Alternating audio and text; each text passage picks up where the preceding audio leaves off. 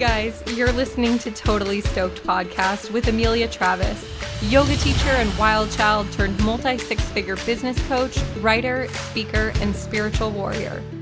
Totally Stoked is an experiment in radical honesty.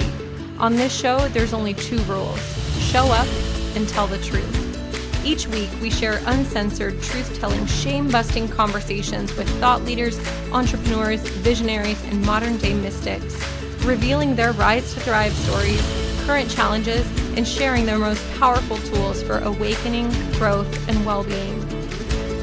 This is your place to let down your guard, open your heart, and remember that being human is a crazy, wild ride, but you don't have to do it alone. So buckle up, baby, because we're heading full speed ahead to radical self-love and a totally stoked life. Are you ready? Let's dive in. Welcome back, you guys, to another episode of Totally Stoked podcast. I'm super excited to be sitting down with my guest today. This is a woman who's used her own personal pain as a catalyst for growth, and she's passionate about helping others transcend their self-imposed limiting beliefs, deconstruct the American dream, and achieve their highest version of soul activation. My guest is an entrepreneur, podcast host, author, and inspirational speaker. She's the founder of Soul Media, which is a conscious media company that inspires authentic and meaningful connection, the host of the Badass Soul Collective podcast, which I was recently a guest on, and she's the founder of Soul Women's Collective, a global network created to help activate spiritual growth and empower women who are empowering other women. In other words, this is a girl right up my alley, a woman after my own heart. Ladies and gentlemen, please welcome to the show, Emily Ghosh Harris. Emily, yay! I feel like when I introduce people, there should be like roaring applause. I know. Well, thank you for that amazing intro. I am so excited to be here. I am so excited too. So a couple months ago, Emily and I had the privilege of connecting as she interviewed me for the Soul Collective podcast. And as we moved through that interview, it was like we were looking in a mirror. There was, even though we had radically different upbringings on opposite coasts, there were so many parallels. And it was just one of those interviews where, you know, I kept getting lit up with the chills and feeling like such divine connection. And it was really beautiful. It was at a pivotal point in my own journey with the divine feminine, which has been a huge part of Emily's story too. So I think one of the things that we bonded on most, Emily, was like, yeah, those adolescent years were pretty fucked up. Right? Amen. So I would love to hear about your upbringing, because it was really different than mine. And I think it has to do with this topic of deconstructing the American dream, which is something that no matter where you come from, all of us need to do as we examine if the values and the goals that we're pursuing are actually ours, or if there's something that was sold to us, that we were conditioned into. So can you share with us a little bit about your background? Who are you? Where are you from? Yeah, absolutely. So, you know, I grew up with a lot of pain, a lot of shame, and a lot of feeling that I wasn't enough. I grew up in a really loving and loyal family, but in my childhood, it was really dysfunctional. And, you know, my dad is a immigrant from Calcutta, India, one of, you know, the poorest places in the world. And he came to the United States. He met my mom, who is from Connecticut. And my parents did the absolute best that they could. And they instilled a lot of amazing values in me, like hard work and loyalty. But at the same time, they were dealing with their own stuff, right? Like all parents are. My mom was suffering from severe depression when I was a child, and my father had sort of a lot of anger issues that he was kind of working through. So my environment as a child there was a lot of yelling, there was a lot of crying. And as an empath, I'm a very empathic person, and I couldn't make sense of all of that sort of chaotic emotion around me. It was too much for me. And, you know, kind of on top of that, I grew up in a really small town in Massachusetts, you know, really amazing in some ways, but I was one of maybe 4 minorities in my town. And so I just never felt comfortable in my skin. And I think I was always kind of searching for that. I always felt like I needed to wear a mask to fit in. And that is kind of a storyline that perpetuated throughout my adulthood and into my career. I had a twin brother. I have a twin brother, and neither one of us remember a ton from our childhoods because I think we intentionally blocked out a lot of the pain and a lot of the trauma. But he kind of went more in childhood, more of like the rebellious route, like getting into drugs and stuff like that. And I was on the surface, like the role that I played was sort of keeping it all together, like being the people pleaser, kind of going towards external achievement. And I found that I could kind of get attention and get rewarded when I would do something kind of quote unquote good. So I learned to check the boxes. That was kind of, my jam. And what I became really, really good at was masking a tremendous amount of pain and making it look like everything looked perfect on the outside. And I think anybody that's out there that's listening to this, that can be almost more dangerous than having, a complete meltdown because you're holding it together so tightly that it really takes a crisis to unravel that facade. And it it did over time, but that took some time. And so meanwhile, I kind of spent my life sort of checking the boxes, excelling in school. I got my MBA. I was president of my class. I, started out in the working world, and I always, was trusted with a tremendous amount of responsibility, whether it was running a business at age 21 for an absentee business owner, just getting promoted in different roles. I always took on a tremendous amount of responsibility, and I kind of, worked around the clock, and I was okay with that. That was one of the things that I really appreciated from my parents. My mom, was valedictorian, and so she was always kind of had that striving mentality. And my father, really did achieve the American dream, coming to the United States and providing for his family, and I know we'll get into that, but that was my model. So I knew hard work. I knew how to, succeed and get sort of external recognition for that. And, I had a series of relationships that really sort of appeared like glamorous and fun and, traveling around the world, lots of music and fun experiences. And so I was really focused on this external reality without going within. And I know, similar to your story, there was a lot of addiction to Adderall, addiction to overworking, addiction to just distracting, like keeping myself sort of numb from doing anything but feeling that emotion. So I want to unpack that a little bit in terms of your family dynamic growing up. Was it just you, your brother, and your parents? Just the four of you? It was, yep.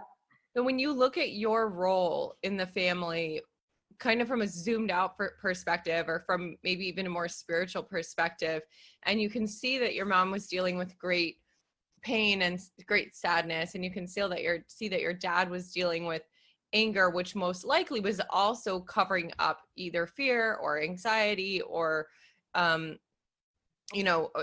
other emotion, some other pain. And then there was you and your brother, and you stepped into this role. This is something I'm curious about, is that we play a specific role in our family. And it sounds like yours was the peacekeeper and the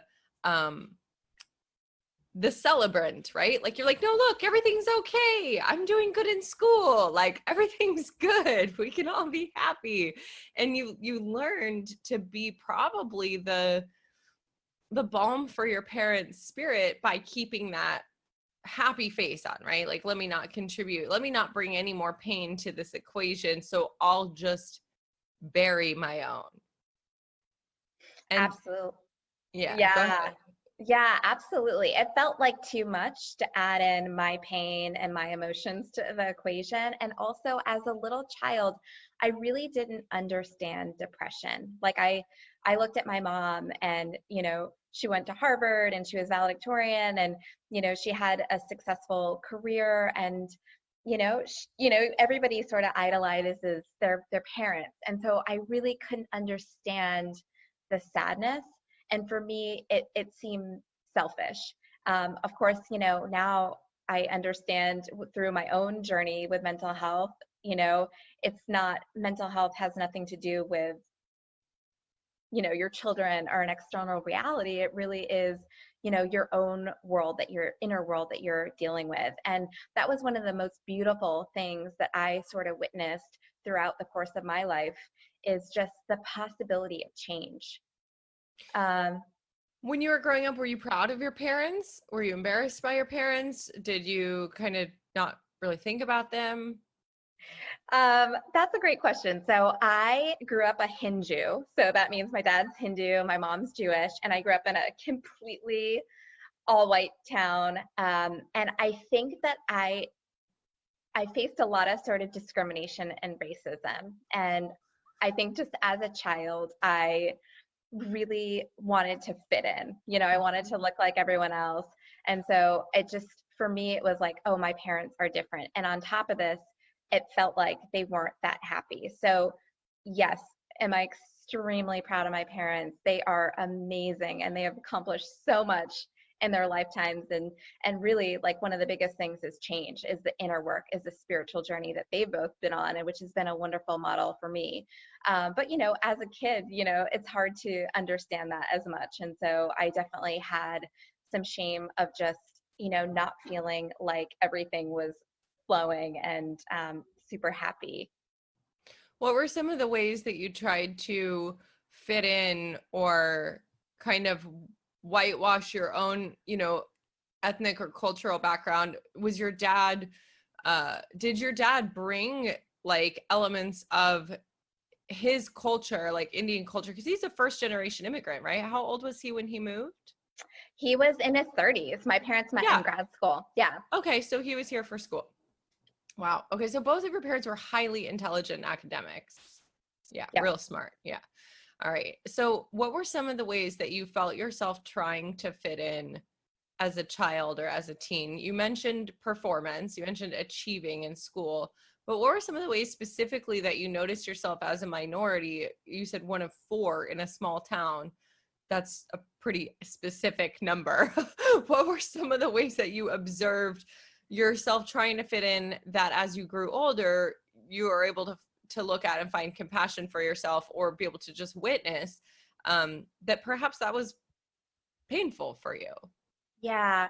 I think my biggest thing is that I didn't really embrace the richness of both of my parents' cultures and heritages. And that's one thing that I feel like is such a blessing, to come from diversity, and I mean adversity, um, And diversity. diversity and diversity. Oh, Exactly. And I mean, really, it makes us who we are, it really does. And so, but at the time, I definitely didn't embrace that. And I embraced, just kind of the culture of the community that I was a part of, which was more, Catholic and, Caucasian and things like that. And so it wasn't about, going to explore or really dive in. That is something that I wanted to explore later on in my life. did you like start going to church? Did you you have the most beautiful like bronze, like golden skin, and like did you like dye your hair blonde? Were you like, was it extreme at any point that you were trying to like kind of whitewash yourself into that culture? Or was it just always this existential experience of feeling like, I know I look different, and people are, you said, people were pointing that out to you. Do you have any recollection of like a specific instance where you became really aware that, oh, maybe there's something different about my family or me? Yeah, definitely. I mean, the name calling for sure was was a thing. And I remember like praying to have like lighter skin so that I wouldn't be, you know, pinpointed or name called or kind of like bullied growing up. And so I definitely remember that. I didn't do anything, like I didn't dye my hair blonde. I You didn't do the definitely Michael Jackson, like try to bleach your face. Nothing like that. That's good because you're stunning. Yeah, I mean, I remember being 8 years old and I was chubby growing up. You know, I was a little bit overweight and really smart. And I remember being 8 years old on picture day, and somebody, as I was walking across the stage, one of the kids yelled out, "Thunder thighs!" And I just started bawling. And then my face was all red and blotchy in the picture. And I've had how many picture days in my life, or how many times my photos been taken, and that's the one I remember. You know what I mean? Like I remember it. It was such vivid detail. And we carry these things. We carry these insults, and we carry the ways in which our body, you know, has been weaponized against us, even when it's just, you know, it's just verbal when we're young. So as you grew up and you went into your adolescent years and then your college years, you were a high achiever. Just, I mean, definitely took after your parents that way, striving in school. You said you got an MBA, and then you were traveling the world. And I want to hear more about this, because I was like, it was fun and there was dancing, and then a little bit later and also addicted to Adderall. So like, what was going on? When was the Adderall addiction? Was that through grad school? Was that when you were traveling the world? Tell us about your descent into what could have been a very fun addiction, but tell us about this time, and how those things go together, if they do. Yeah. So, I mean, there were definitely fun years for sure. I mean, I think like around grad school and getting out, it was more of kind of like party times, like really enjoying that freedom and just kind of carefree lifestyle. I've always gravitated towards musicians. I'm actually incidentally now married to a musician, but you know, I definitely had a period where I was traveling around with, you know, touring involved and kind of like that type of lifestyle with I lots want of the details. Tell me more.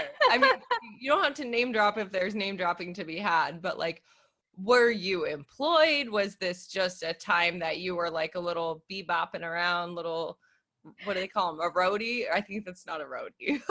I don't know the culture, so help me out here. What were you doing? yeah. Yeah, it's funny because I always A was sort of groupie, that's the a word. groupie. Yes.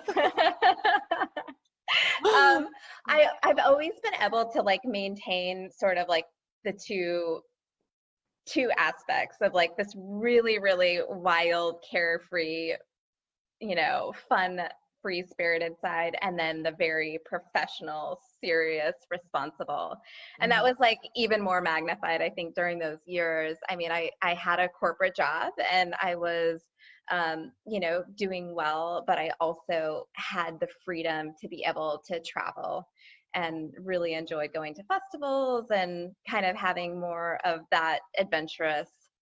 Um, Did you do psychedelics? I've dabbled, you know, I've dabbled a little bit, you know, and I think, yeah, it I'm was like, a good, yeah, cool. yeah. How did those experiences after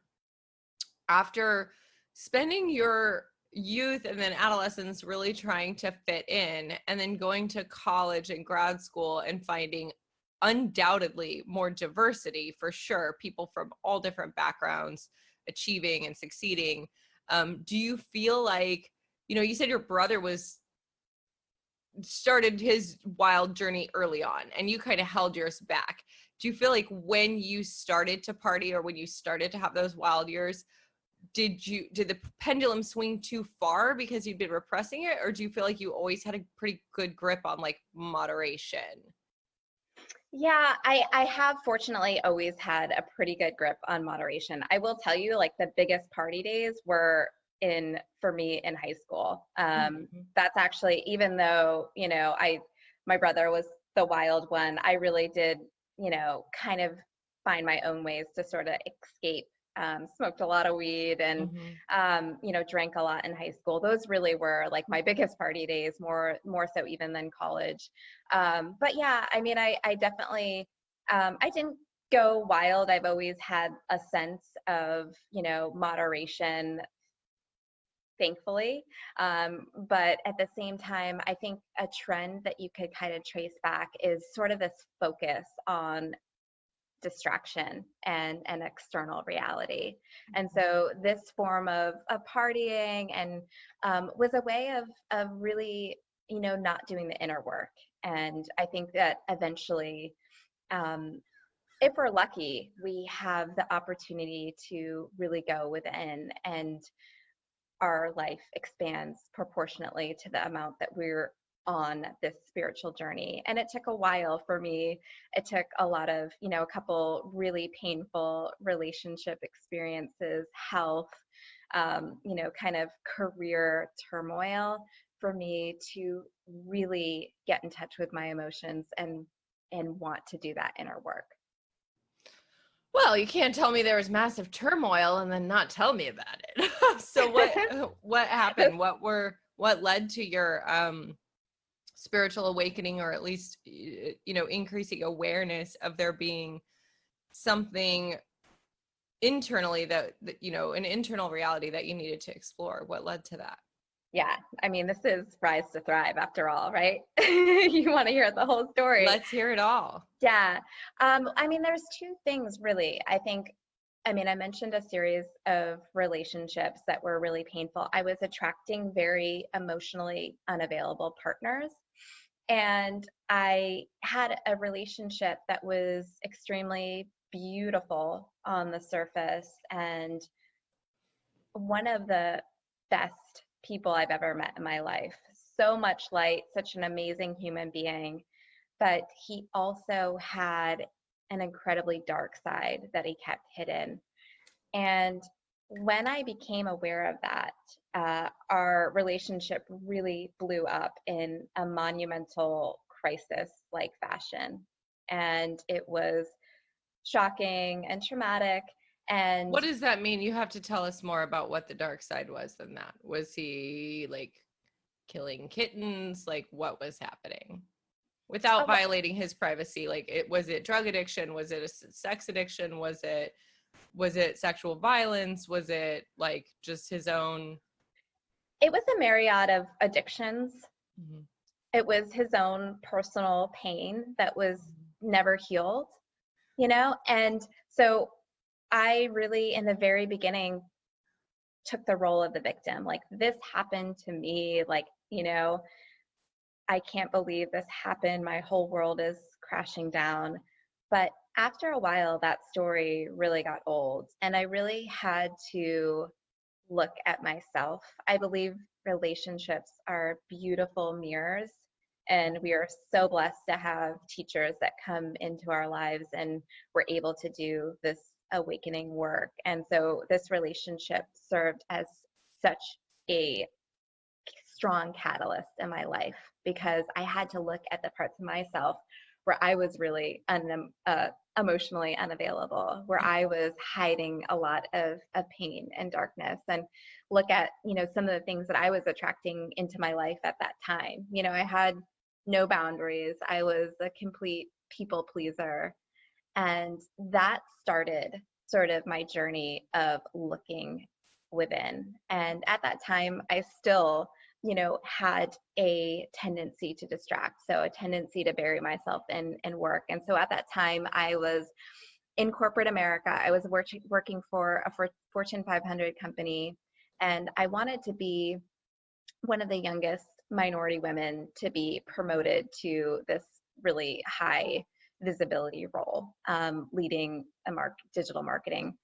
And I was, it was on my vision board. I was striving for it. I was working around the clock, and I finally got it earlier than I expected, and I remember that moment, and just expecting to feel elated, like this is what I had been striving for. And I remember feeling so empty. and just like, oh my gosh, this is never going to end. I'm going to have to work even harder, you know, and just continue that cycle. And it was about that time that I experienced a complete dark night of the soul. Like everything in my world was crashing down. It was looking around, and I had been so focused on this external goal, but my health was falling apart.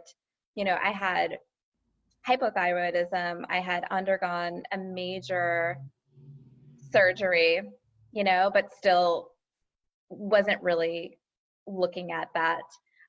My relationships in all areas of my life, like with my family, you know, romantic relationships, they really weren't where I wanted them to be. And there was this career that really wasn't giving me the meaning that I was looking for. And how old were you when this happened? this was in my 30s. Okay, so you earlier you on. really committed for a significant amount of your life to, you know, and you said you always had things in moderation. And as you were saying that, I'm like, maybe, yeah, but you were also overworking, over exercising, occasionally the Adderall use. So it sounds like it was really more of like the control element of, you know, let me be in control of everything in my life. And you had your vision board and like, this is the career that I want and I'm going to get there. And just that really very kind of rigid and in many ways masculine energy of just like, I'm striving, I'm going point A to point B, I know what my goals are, and I will hustle and grind and work as hard as I have to and drink as much coffee and take as many Adderall as I need to get there in this like accelerated period of time. Yeah, totally. The divine is always looking out for us, right? And how interesting that your physical manifestation of perhaps like the restriction on your health, hypothyroidism. So you were actually not, your thyroid was not functioning, which is common with, I don't know if common is the right word, but it is something that occurs with people who are working to that burnout kind of energy. Absolutely. Yeah. And I also think there's so many women that suffer from hypothyroidism. And I think that it's totally related to throat chakra. It's like your thyroid's right there. It's not speaking your truth, you know, and I totally wasn't, you know. Ooh, I just got chills all over my body. So one of my friends who I hope to interview on this show coming up is 29, and she has thyroid cancer, relatively advanced thyroid cancer. She's had her whole thyroid removed, and she's done a lot of work around with plant medicine, sacred plant medicine in Peru. And in one of her experiences with Washuma and ayahuasca, she encountered her grandfather, who was a dancer and very feminine and was basically oppressed by his own family, saying, you know, you can't do this and like can't speak your truth and whatever. And so in her case, she felt like it was a generational trauma thing that had been passed down generation to generation that kind of landed with her. When you think about a throat chakra blockage for you that manifests in hypothyroidism, do you think it was your truth that you were holding back on? You said you were people pleasing. You said you had no boundaries. Like those definitely correlate to like not using your voice. What do you think you were, if you can specify, like, was there a certain message that you specifically like weren't delivering, or a certain thing about yourself that you weren't saying? Or do you feel like it was just kind of generalized, like just in general, you're always like, yeah, sure, guys, whatever. I'm here to make everyone happy. Like, what do you think formed that in you? Well, you know, I think that there is such a powerful role for meditation and mindfulness, but I think one of the first steps is getting in touch with our emotions and how we feel. And it might sound so crazy if you are somebody that is so in touch and so in tune with your emotions, but I know that there are people out there that are listening that can relate to this.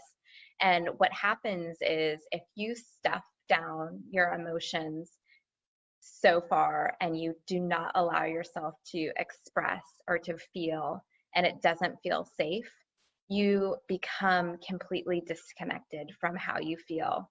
And you're kind of at the whim of other people's emotions and energy. And that's why there is kind of this distraction. And so I believe that part of speaking your truth comes from first understanding, how do I feel? How does this person make me feel? How does this situation make me feel?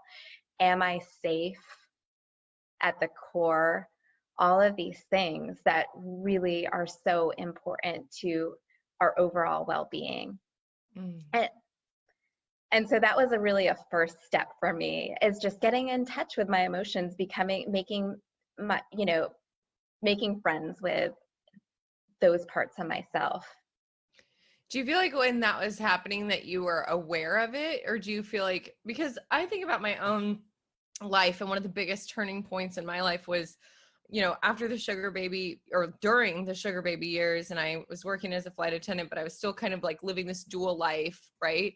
And constantly swallowing my own truth or my own needs and covering it up, just like you said, masking it. But I was masking it with a lot of drugs and alcohol, and in order to cope with the lifestyle that I was living, that was really out of alignment for me spiritually. But I don't feel like I even necessarily had, it was just like this growing pressure or like discomfort inside of me, like getting more and more agitated or frustrated at the life I was living. But it wasn't like I necessarily realized like, oh, I need to start telling the truth. It was more like a volcano that one day just like exploded, and I was like, yeah, fuck this, I'm gonna start telling the truth about everything all the time, because I can't, you know what I mean? But it was like not in like a healthy or productive way, but it was like, you're an asshole, I'm leaving you, this situation's totally fucked up, I'm out of here, I'm moving back to California, my dad's dying, I gotta go help him, you know what I mean? Like, it was like, and then, with bill collectors and stuff, like, yeah, finally answering the phone, I don't have any money for you, like, I'm completely broke, my life is a total mess, like, I'm a drug addict and like got all this going on. And it was like all of this had been bottled up, and then when I started to express and tell the truth, it was like just so much. Do you feel like there was a turning point for you where you realized, I haven't been feeling my feelings and I need to acknowledge them? Was there a specific incident, or do you feel like it started to kind of happen gradually? Because for those who are listening who are like, yeah, I'm with you, Emily, like, I don't even know, maybe right now, like, maybe I just don't have that many feelings. Like, you probably do. You know what I mean? Everybody's different, but you probably do, because you might be a human. Right. So how did you become aware? How did the light of awareness start to dawn in your life that you had been suppressing emotions and maybe needed to feel them? I think it was a quest for understanding. And when I talk about this dark night of the soul, it was such a dark moment that I started to pray for faith and just the universe to guide me. And that was really a journey of healing. And it was a journey of understanding and becoming aware and reading every book and listening to podcasts and, sound healing and therapy, and really all of the like deeper inner work that I think is so valuable. And on that journey, you just become more aware of who you are as a person.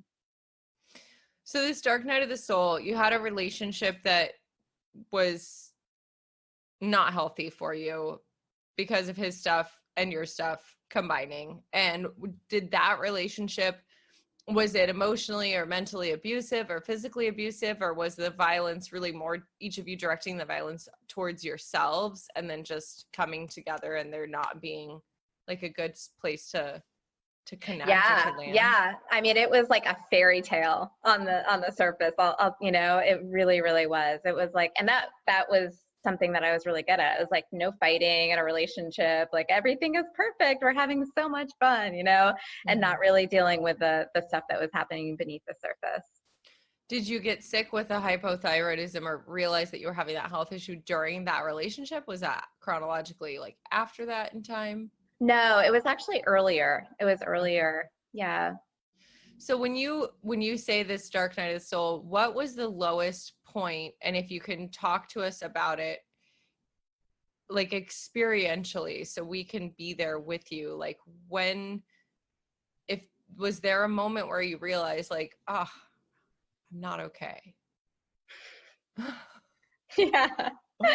I remember like I was going through a lot, and I don't, open up, like didn't at the time have a super close relationship with my mom. And I remember confiding in her and just sharing what was on my heart. And she said something like, there's some things that are just meant to talk to a therapist about. Ouch. And that hurt so bad, but it was such a blessing because it honestly was such a turning point in our relationship. It really was. That was the catalyst in our relationship. And I was like, you know what? This isn't the type of relationship that I want to have with you. I really took ownership of that. And, I want a relationship with my mom where I can confide in her and have, we're all just doing the best that we can. She didn't have that with her mom. You know what I mean? Mm-hmm. So, but we, through that work, were able to really transform and go deep and rewrite a new story. And that's such a blessing because, a lot of people aren't able to do that in an entire lifetime, and it carries over. Mm-hmm. So sometimes it is like your most painful moments that can turn into true blessings. But I was just in a really dark place. I was searching. I was, having so much depression, so much anxiety, and just like I knew that there was something else. I knew that there was something more. And that it was really that's inspired the creation of my company, Soul Media, because it was this quest for knowledge and things that I uncovered along the way, but I had to, dig here and find this book and find this healer and go on my own journey. And I was like, gosh, how can we make this more accessible? The world is craving connection and inspiration. And that's why I absolutely love what you share through your social media, through this show, because you're telling a different kind of story. And it's a story that people need to hear. It's not all, I'm killing it, my life is perfect. If you look at the trend of media, which I'm kind of obsessed with looking at, Mm-hmm. We went through this phase of reality television, which was anything but real. Right. And, and I think people are craving vulnerability more than ever before and connection. And so it was really through that journey of understanding what is happening with media and that we need to tell a different story. We can harness the tools of media and marketing for good. Mm-hmm. And tell a different story. And I think that's, from a marketing perspective, what brands are missing as well, is just this authenticity of connecting with their truth and being able to tell their story in a meaningful way. So when did you start your own company? When did you had this high-level digital marketing job for a multi-billion-dollar international company, it was your biggest goal professionally that you had. When did you leave and start your own company? This journey probably took me between 6 months and a year of really searching and discovering that this is what I wanted to create, what I wanted to bring forward into the world, and getting really clear on my why and what I wanted to create. And I left my job in corporate America about a year after that. What year was that? Do you know? That was 2016. Okay, so you've had 3 years of self-employment. How's it going? It's going great. It's an amazing journey. Honestly, I've learned so much and grown as a person through the experiences on my journey. And there's ups and downs for sure. Mm-hmm.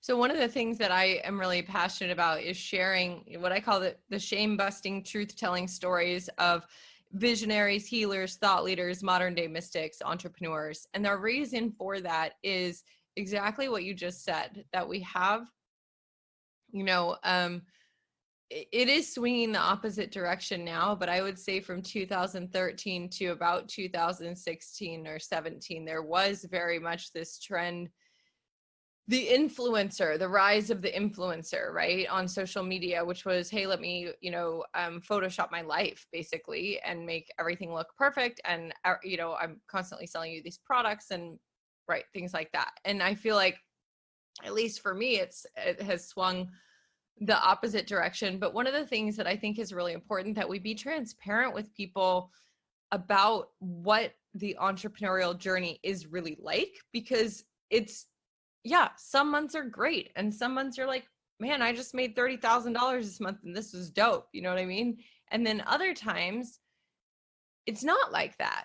And I think, for myself, because I'm human and I'm on this journey of healing, I have become acutely aware this year that my business is a mirror, is a direct reflection of whatever is going on inside me and whatever energy I'm carrying. And when I am in that more masculine energy, A to B, get shit done, like we got this, we're crushing it. Yeah, then I'm, so far, that's been the time that I've had these huge money months, right?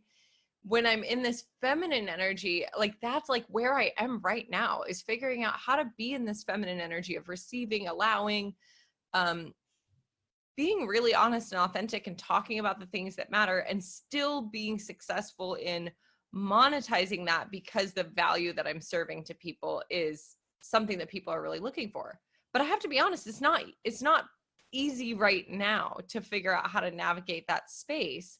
So I feel like you're in that space. You have Soul Media, you have Soul Collective, like you're talking about, divine feminine and social issues and being socially conscious. Are you I'm like, are you making any money? Are you okay over there? Like, how is it going for you with monetizing a socially conscious media company? And like, what has that journey really been like? Like the high points and the low points, if there have been any low points. Yeah, absolutely. First of all, I 100% agree with you that, your business is such a mirror to what's happening in your inner reality and your energy.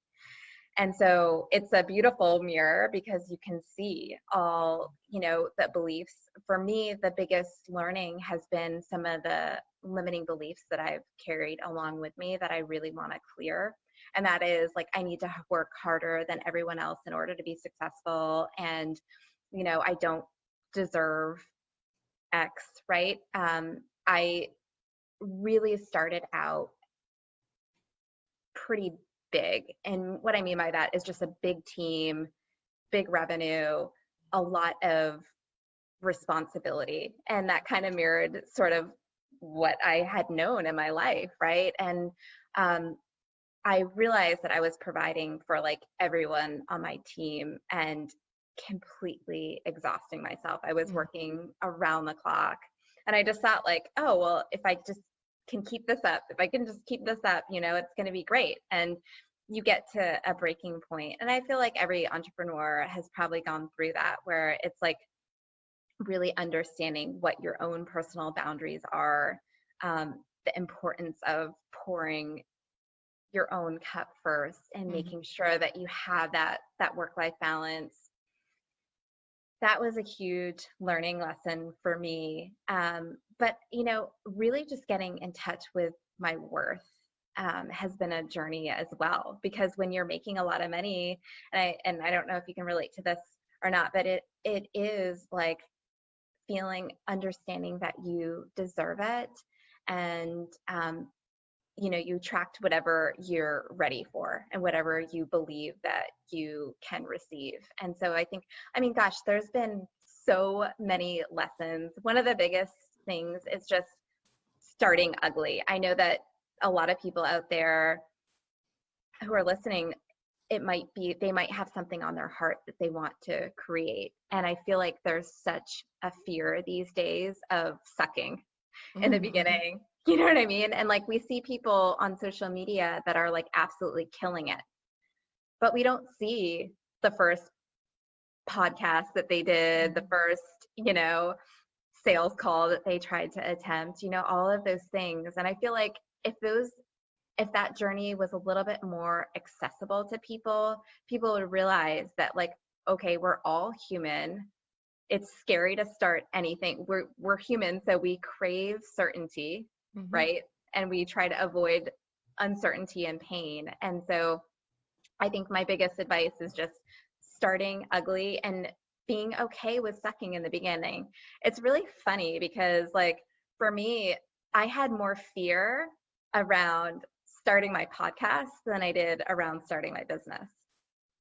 And was that just a familiarity issue, or was it related to that throat chakra, maybe resistance of like attention being on you? Because it sounds like when you started your company, you said you started pretty big. Were you doing a digital marketing agency? Did you leave and do your own agency? Is that what you were doing? Yeah, I don't like the word agency, but essentially, okay. we were a firm and still work with clients, really functioning as an in-house extension of their marketing teams. So you took what you had done for another massive company and said, I can do this. Let me build a team and let me go my own way. So yeah, a lot of people when they're starting their entrepreneurial journey, many people, not all, but many are starting smaller, or they're starting, solo, and you kind of had the opposite experience or a different experience. And so I think when those people are starting solo, there is right from the jump more of the experience of like, okay, the attention's on me, the focus on me, because my business is me, right? But you weren't necessarily having that experience. You were still able to be like, my business is my business. It's this organization. You know what I mean? I'm doing these funny things with my hands. And then it was like, when it came time for you to do your podcast, that was you allowing yourself to actually be seen and heard. And there's the thing with podcasting, this is what I tell people I love about it, is it's like, you can't really pretend, you know what I mean? Like you can, and then it just kind of gets awkward and weird. Like if you're going to have a conversation, it has to be this open, free flowing kind of energy. And it puts us in a place where like, there is no filter. You know what I mean? Yeah, you can edit podcasts after the fact. I don't. I mean, I edit out the beginning and the end when I'm just like babbling about whatever. But, it's like the most, I think, authentic form of communication. So it's really interesting that you were just like, yeah, I'm going to dive in and I'm going to podcast. And I know yours is, do you do solo episodes? Like, do you just talk to your listeners? So you're really allowing yourself to be witnessed. Yeah. And it is. And you got it absolutely right. And it's true, because for me, like allowing myself to be vulnerable, to be authentic, to be seen was scarier for me than, starting this big business, but it's a good lesson because it also gives me more joy than anything else I do. And I love it. Like, I just love hearing about people's journeys. I love exploring conversations that are, what we don't talk about in surface level conversation. But one thing also about that too is that, like, I think anything that we do that's worth doing is because of the sheer passion and the joy that it brings us. And it's not about the external results, because do I see, this huge ROI or return or, from my podcast? No. But do I absolutely love it? Does it light me up? Yes. And am I willing to stick with it for the long haul? Absolutely. And I think, part of the problem with social media and the world of media that we're living in today is that we're seeing the outcomes, but we're not seeing what's invested into things. And in order to invest into anything, it takes patience, it takes faith, it takes focus, it takes gratitude, all of those things. And time. It also takes time. Fuck yeah. It takes a lot of time. Yeah. I think that's important, because there is, especially within like the coaching culture, which you're you're in the personal development culture now too, right? Like, so coaching and personal development, we all are still kind of running this narrative of get rich quick, even though, you know, not everybody and not all the time, but it's still very much a normative value that we're all kind of propagating, right? And I found myself falling into it. Like, I mean, I was gonna say recently, like really recently, like 2 months ago, I was launching a product that was a business coaching product. And I got midway through the marketing campaign and I was like, oh my gosh, like I don't like or really believe in the tagline that I've ascribed to this project, which is 60 days to 5K, right? So I did a project and it was 60 days to 5K was the subtitle, if you will. And I was like, man, you know, who's my ideal client? I'm talking to these women, right? Spiritual, multi-passionate, creative women in yoga, wellness, and the arts. Like, these are women who have depth, right? And I'm still running this narrative of like, hey, in 60 days from now, you can have X amount of money, or you can have the foundation for X amount of money in your business, which actually is antithetical to like what I really want to teach. Because the truth, and I'd love to hear where you are on this, the truth is that Stoked Yogi was a blog in 2011. In 2013, I was still working for somebody else and Stoked Yogi was kind of backburnered, right? It wasn't until 2014 that I like started my business, and it was just me. And then it was 3 years. It wasn't until 2017 that we showed profit on taxes. And then it wasn't until 2018, late 2018, early 2019. So this year that I was able to pay myself what is a living wage here in San Diego, pay myself $6,000 a month, like to actually provide for my family. It took 5 years, 5 long years. You know what I mean? And I literally would not. And our stories are very different because we were coming from 2 different places. We had 2 different business models. We had 2 different structures. We had 2 different sets of experience.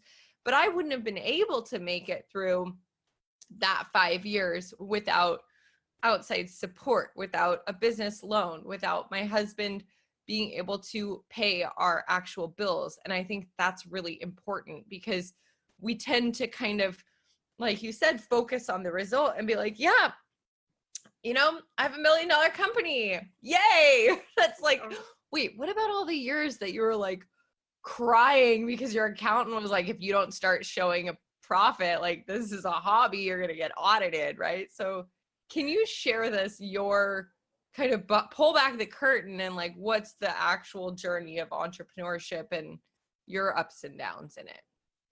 Yeah. Oh my gosh. I love this so much because I think that there is a place to share our successes and our wins. And that is so inspiring. And I know I feel inspired because it's like, oh, wow, we all are one. And if, you know, she can achieve that amazing results, you know, like so can I. That is possible. So I love that. And there is definitely a place to share that. But I think it's equally important to share the challenges that we've been through and the tough times and the times where we felt like giving up. Because what happens, and I was just talking to a woman this morning, and she just left her corporate job and she's facing a lot of fear and anxiety and like, can I pay the mortgage? You know, like what is happening, you know? And that is a really real feeling. But if she felt like I'm the only one who goes through this when they try to start something new and try to, you know, face change, then of course you would convince yourself that I'm not good enough. Like I can't do this, you know? And so yes, 100%. Like I think we just need to tell those stories. For me, like personally, the first year was so on adrenaline. Like I was working around the clock that I literally had adrenal fatigue. And I simultaneously was planning my wedding. And so there was just like so much going on, you know, it was just like kind of a blur. And I came in to the second year and really had to look at, it was like, we went to Bali on our honeymoon and it was all about like getting in touch with the divine feminine and really embracing a new way. And that's hard to learn. So I love how you kind of describe my journey as like reverse engineering because Mhm. it was still deconstructing. Like, okay, do you want to make a lot of money and work around the clock, or do you want to have this balance? Do you want to be able to balance the divine feminine and masculine and, have a fuller, richer life? And that isn't an easy process.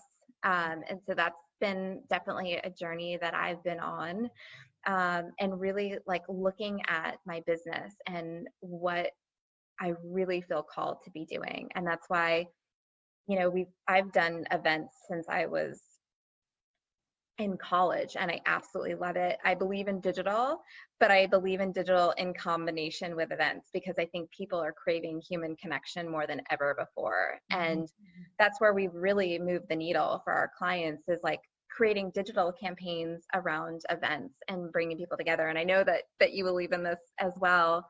But that's why I'm really so excited to be launching, an event in the spring. I mean, for me, what I've said with social media all along is like, I'm cool with digital as long as it serves analog. You know what I mean? Like, I want to connect with you in the digital realm, and I hope that someday that leads to a hug. Like, that's my, you know what I mean? And that's, that's really warm and fuzzy and lovely. But I think that everybody's looking for a space to be seen and heard. And that's why social media is what it is, the crazy wild beast that it is because we all want to be witnessed, right? And we want that little dopamine hit of like the red notification icon or the likes or the comments or whatever. But what's underneath that desire for that dopamine hit is wanting to be seen, wanting to be acknowledged. And I think we're starved for it. So I believe that in-person events are super, super, super important, because we're making ourselves sick, really, being on social media the way that we are. So tell us a little bit. We have the opportunity to come and connect with you at Shine. Is it Shine? It's not a retreat. It's a one-day. Shine. Yeah. So one day conference in March 21st, which is basically all about mind, body, and soul, helping women step out of fear, overcome limiting beliefs, and really launch their dreams, like kicking off the new year, like really providing the resources, the connection, the inspiration to be able to bring to life what is on your heart. That's so beautiful. So we'll put some information on that in the show notes. Emily, you talk about overcoming fear, overcoming limiting beliefs, and you shared two of your biggest limiting beliefs that you said that, I have to work harder than anybody else in order to make money or the kind of money that I want to make. And you also said that, there was a limiting belief that you were running that you didn't deserve maybe the success that you had or the money that you had. In your work with women and in your own journey of personal development, do you find that there are common threads to these limiting beliefs that help us identify and then unravel them? That's a great question. I feel like I'm not enough is a really common belief. Another one that I've seen and I've shared is like I've missed the boat. Mm-hmm. Everyone else is It's on the boat. Yep. It's too late. Too late. Like, I'm too old. yeah. I, I'm too, so I think I'm not enough. I don't deserve it for some reason. Like, I don't deserve the happiness. I don't deserve the. Well, I think, that one's kind of related to like, if you knew who I really was, if you could see the real me, you would know that I don't deserve it too, because I'm wrong or bad, or, I'm not good enough, right? It kind of circles back to that one. What else? Those are the main ones. I'm not smart enough. I'm not, connected enough. I don't have the resources. I mean. So one of the things that I like to work with myself on and other people is deconstructing those limiting beliefs. So do you have a good, like, tangible process that you can share with our listeners right now? If they're like, yeah, I know I'm not enough, so how do I fix it? Like, can you tell us how we how we heal that. Well, I would love to hear your process. I think that for me, it has been becoming aware, becoming so crystal clear and aware of the voice in my head. I feel like sometimes we can be so busy or so distracted that it's just, there's a lot of voices going on. There's a lot of mind chatter. And I think the awareness and becoming still and recognizing, oh, that is that voice that is saying X, that is saying that I am not good enough, and tracing it back and understanding, where did that come from in my childhood? Because we all have trauma or pain or some type of experience that led to that belief being harbored in the subconscious. And the biggest thing, I think that brain is such a fascinating tool.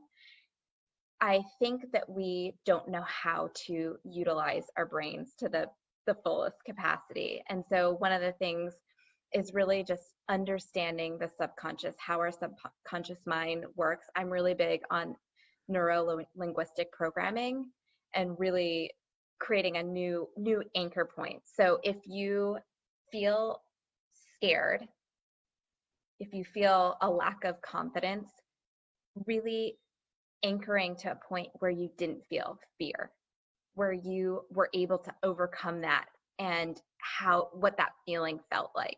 Because the more anchor points that we can create, the more that we can believe in ourselves. And sometimes it's just little steps, sometimes it is just facing the fear of writing an email or having a hard conversation, or putting ourselves out there in a way that we're not used to, like even sharing something vulnerable on social media and seeing the response of like, thank you for sharing that story, because that really impacted my life, just to know that somebody else is going through that. So I feel like the more that we can attach to those anchor points where we overcome fear, the easier it'll become. And the more that we can rewrite the story for ourselves. Thank you for that. I love that. I want to ask you to expand on that just a little bit for the person who is, I think it's interesting, the couple things that you mentioned, struggling to write that email, struggling to have that difficult conversation, or wanting to share a vulnerable post. Again, all of those blockages of like my communication and expression. As you started to heal the people pleasing in yourself and this resistance to being vulnerable and visible yourself, was it like ripping off a Band-Aid? Like, do you just do it? Or was there, like you said, anchoring into a time that you felt really confident, and then just like hit send, call the person on the phone? Like, for those who are still feeling like, yes, I'm so ready and I know, and I want to be more, especially with the vulnerability on social media, because I just get this a lot from people. They're like, so amazing, how do you do it? And I'm like, I've been a decade now in the practice of showing up and telling the truth, and that literally being something that was given to me by God as like, here's what you're supposed to do with your life: show up, love people, tell the truth, right? So when you have it as a divine mandate, it does make it a little bit easier, I think. And also practice makes it a little bit easier. So like, I'm 10 years down the road into it. So you guys are like, man, Amelia has a big mouth. She's always talking about everything. Yeah, I have a lot of practice. But what would you tell the person who's like, I haven't even dipped a toe in that pool, and I've got this whole life of stuff that I want to unpack because I know it's going to help me be in service to humanity, but I'm just so scared to say anything? Well, first, just having compassion, because you're not alone. I feel like so many people are holding back from their truth and going after their dreams in a full way. And that is really, there's a lot of programs that keep us small. And so just feeling really a lot of compassion for yourself for holding on to that truth and that dream, and knowing that you will be able to express that if that is your heart's desire. It just takes some time. And like you said, some practice and some rituals around it. One thing that I think is really good to get clear on is the fact that life is really short. And the number one regret of people when they're dying is not the things that they did, it's the chances that they didn't take. It's the dreams that they put on hold. And, you know, I hate to reference corporate America because some people are thriving in corporate and they're having a great experience, but you can always see somebody that is living someone else's dream and they settled, and you can see that in their eyes and in their soul. You can feel it. Mm-hmm. And it's such a sad feeling. Do not let that dream slip away. I mean, really, because that at the end of the day, it goes by so quickly. And that's what we're here for. We're here to learn and grow. We're here to express. We're here to make mistakes. And those are scary things, you know, but we, you know, it's such a more fulfilling journey if we take those chances. And it just takes baby steps to be able to put yourself more out there. Mm-hmm. Yeah, I really appreciate that. I think that, you know, so often when we actually unravel our limiting beliefs, there's this fear around, you know, there's a fear around effort. Well, like, what if I do it? What if I put all this effort in and it doesn't work? You know, there's the fear around results. What if I, you know, strive for this thing and then it doesn't turn out the way I expect it to or imagine it to? There's a fear around identity. You know, I've never been the person to do that thing, or I've never done that thing before. So how can I now do that thing? But what all of those limiting beliefs do is they hold you in the exact experience that you're saying you're afraid of, right? Because you're saying, I'm afraid that it's not going to happen. I'm afraid that it is going to happen and I'm not going to be able to handle it, right? I'm afraid that I'm going to try and I'm going to fail. Well, guess what? If you don't do anything, you're already in the exact experience that you're saying you're afraid of. You're already in the experience of not having it. And you've, you know, effectively chalked up I'm going to put it in air quotes, like a failure for yourself, but you didn't even have the experience of the feedback, of the information, of the data that you could collect from trying, which would show you so much about yourself, about, you know, the environment that you're trying to grow in. So I'm with you, girl. Like, I think, you know, I watched my dad die and my father-in-law die and my grandmother die, and just very aware that, like, we're all heading there. We're all absolutely going to die, at least get rid of this shell. And what do you want your legacy to be? And I don't mean that in the way of, like, you know, do you want to have a statue with your name on it? But, like, you know, what do you want to leave energetically in this world? And that is going to be the ways in which you poured into other people. That is going to be the ways in which you created change. And more than even either of those, it's just going to be the energy that you are emitting in every interaction with the people around you. So, like, the thing that you want to do, I think, Emily, you and I are completely aligned in this. Like, your dreams exist for a reason. Like, it's not an accident that you have that deep desire in you.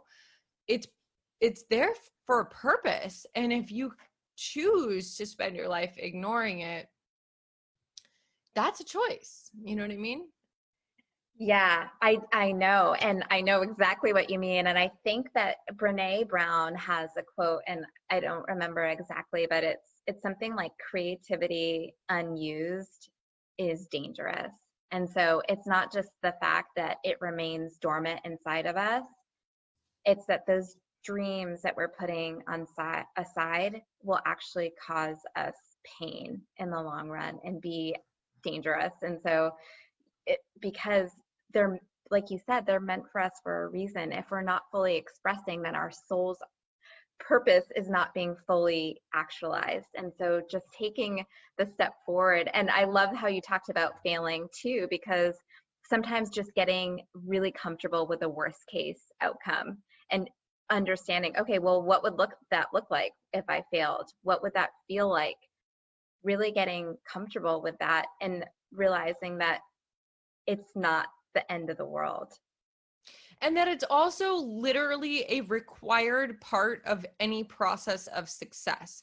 We don't get success, what we label success, without failures. Like, if you look at science, all science is a bunch of failures that then led to some sort of theory or hypothesis that could be accepted, right? But the entire premise of scientific experimentation is on, let's try stuff and find out all of the stuff that fails so we can figure out the stuff that works, right? And I think too, the spiritual experience of going into self-awareness and meditation is also this, I don't know if it's necessarily a process of failure, but it's certainly a journey in which, like, most people don't sit down to meditate and they're like, Turiya Samadhi, I'm enlightened, did that in a 20-minute meditation, good for me, right? So it's these really valuable experiences, or the things that we really want, or the expression of your dream.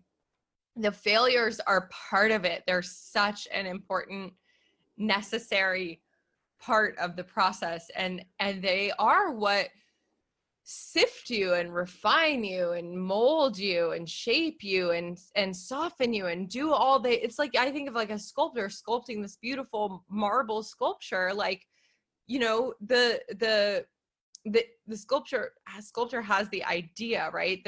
And we all have that. That's the dream seed. It's just the idea. But then he has this big brick of marble, which is resistance, right? And with infinite time and attention and patience and care, chiseling away at all of this resistance to reveal the embodiment or the expression of the dream, right? But it doesn't happen. You can't have the statue without the marble. Otherwise, it's just an idea and nobody else can see it. All right. So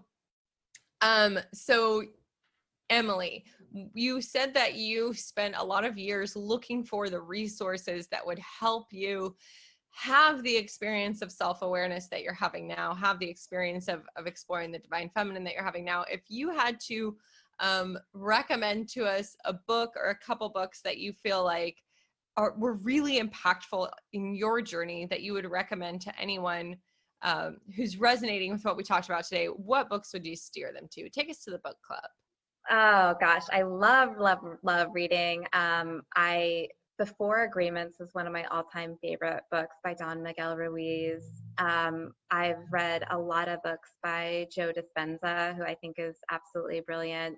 One of my favorite authors is Penny Pierce. She's written 10 books all on intuition, frequency, transparency. Her books are life-changing. Those are some of, Deepak Chopra. Gosh, there's just so many, but those are some of my favorites. Penny Pierce, I'm like excited because I've never heard of her, so I'm looking forward to reading it. You said Joe Dispenza, Penny Pierce, Deepak. What was the first one you said? Don Miguel Ruiz. Oh yeah, The Four Agreements. That's a good one. Yeah, cool. And then if we were only going to connect for like 30 seconds to a minute, if we were in an elevator together and you had that amount of time to impact me, to share, a piece of wisdom or a piece of advice or something that that you feel like is really meaningful or could course correct somebody who's maybe ignoring that dream seed, what would you tell them? What's the best, most powerful piece of confidence or personal development advice that you could share? I would remind you of your power.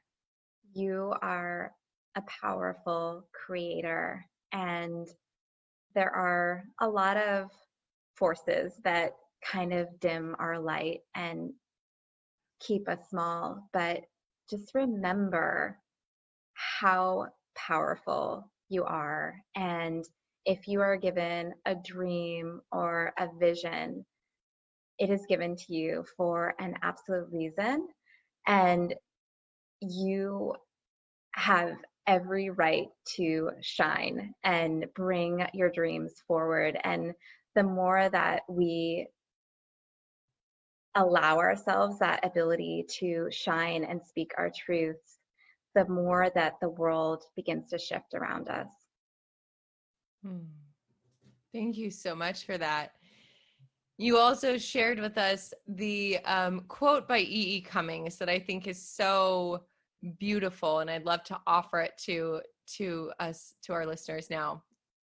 And it says, to be nobody but yourself in a world which is doing its best day and night to make you like everybody else means to fight the hardest battle which any human being can fight and never stop fighting. Are you doing that? Yes.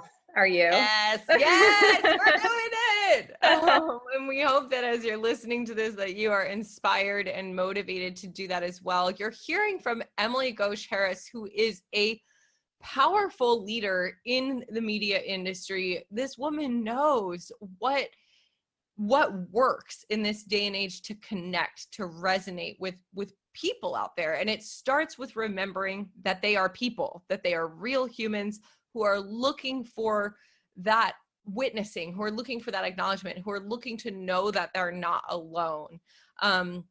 So you guys, please go connect with Emily on social media. If they want to connect with you further, what's the best place to find you on Instagram and the web?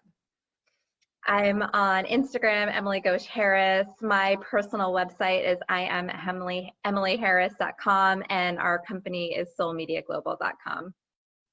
All right, you guys heard it here first. Go follow Emily on Instagram. She shares beautiful content. Make sure you subscribe to her show. Emily, thank you so much for taking the time to sit down with me today and share how you've deconstructed and reconstructed the American dream and overcome limiting beliefs to live this beautiful expression of life that you're sharing now.